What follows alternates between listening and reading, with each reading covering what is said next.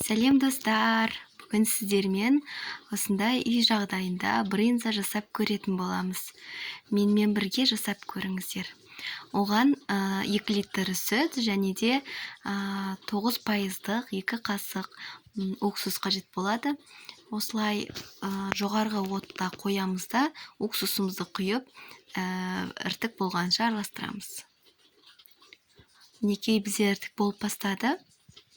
10-15 минуттан кейін уже осылай болып бастайды. Әбден сары суы шыққанша орташа отта қайнатамыз. Асты жабысып қалмасын, араластырып тұрасыздар. Міне осындай масса шығу керек. Осы масса шыққаннан кейін біз марлымызға сүзіп алатын боламыз. Марлы болмаса, ситамен ақ сүзіп алсаңыздар болады. Сүзгішпен сүзіп алсаңыздар болады. Кейін марлыға салып, астын басып қоятын боламыз. Міне осылай сары суынан ажыратып аламыз. Міне мен сары суынан ажыратып алдым.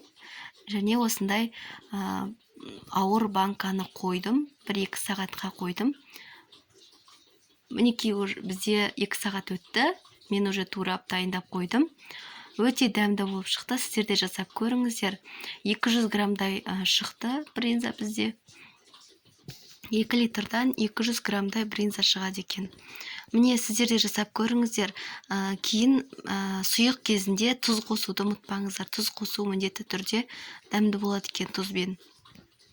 Міндетті түрде сіздер де жасап көріңіздер. Сіздерде де бір жасағаннан шығады.